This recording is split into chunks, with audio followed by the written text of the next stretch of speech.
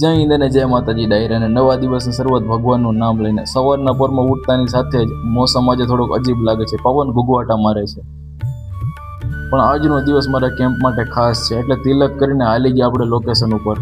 તો આજે આપણા કેમ્પની અંદર મા દુર્ગાની પૂજા માટે ભવ્ય મંડપ સજાવવામાં આવ્યો છે.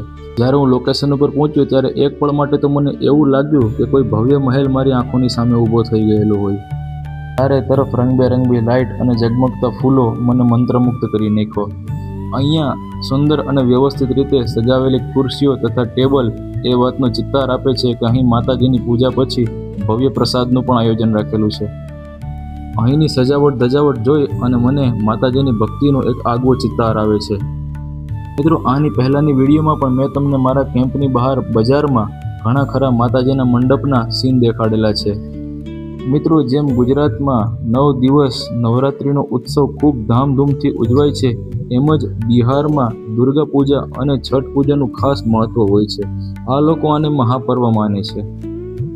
અહીંની દુર્ગા પૂજા, છઠ પૂજા એ લોકોની શ્રદ્ધા અને એકતા તથા સંસ્કૃતિનું પ્રતીક છે.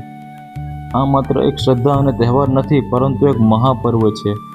માતાજીની પૂજા કર્યા પછી આપણે હાલી ગયા આપણી બેરેક તરફ. મળીએ આગલા વિડીયોમાં. જય હિન્દ અને જય માતાજી.